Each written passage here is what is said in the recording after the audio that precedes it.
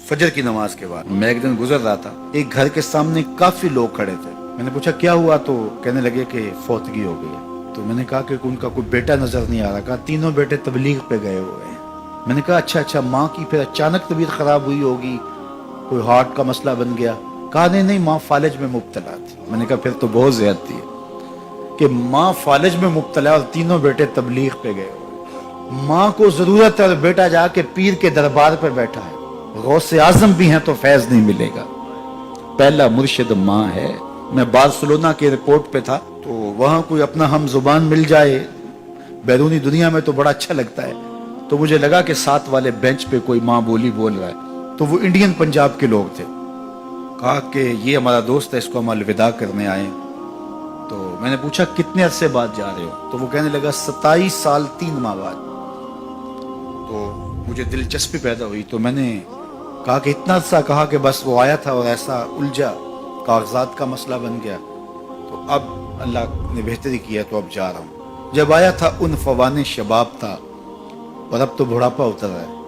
और बड़े हसरत भरे अंदाज में कहने लगा पता नहीं मेरे घर वाले अब मुझे पहचानते भी हैं या कि नहीं। 27 साल 3 माह बाद जा रहा हूँ, पता नहीं मेरे घर वाले अब मुझे पहचानते भी हैं या नहीं। मैंने कहा और कोई पहचाने या ना पहचाने, माँ कदमों की आहट से पहचान लेगी। ये मेरे पुत्र के पैरों की आवाज लगती है। तो वालिदैन की खिदमत करेंगे तो सरखुरू होंगे, माँ बाप की बेअदबी करेंगे तो कभी भी आप सरखुरू नहीं होंगे। तो वालिदैन की रिजा को अल्लाह की रिजा समझो। रिजाउल्लाह फी रिजाउल वालिद व सखतुल्लाह फी सखतिल वालिद। वालिदैन की रिजा में अल्लाह की रिजा छुपी है और वालिदैन की नाराजगी में अल्लाह की नाराजगी छुपी है।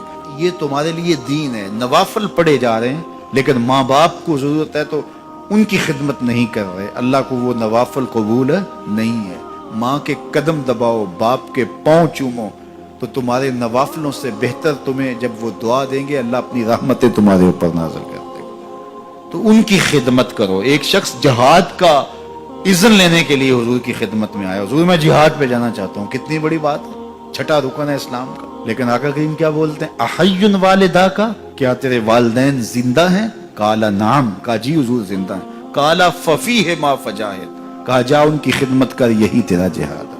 तो खुश नसीब वो हैं जो अपने माँ बाप की इज्जत करते हैं, उनके सामने अपने बाजू सुकेड़ के रखते हैं, उनके मामलात में, तर्ज जिंदगी में, उनके अंदाज़े मुआशरत में खुश रहते हैं और उन्हें राहत, आसानी और उनके लिए मोहब्बतें बिछाते हैं। तो अल्लाह ताला उनके लिए आसानियाँ पैदा करता है, रहमतें पैदा करता है। और अगर वालिदैन फौत हो गए हैं, इंतकाल कर गए हैं, तो आप कहें कि ये बातें हमने पहले सुनी होती तो बड़ा फ़ायदा होता।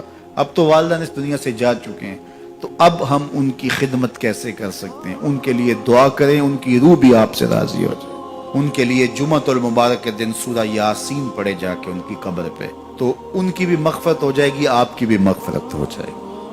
ये वालिदैन के साथ उसने सलूक का नतीजा है। वालिदैन की रिजा जोई हमेशा मलहूज रखो। जो खुश नसीब अपने वालिदैन को राजी रखे हुए हैं उन्हें मुबारक देता हूँ।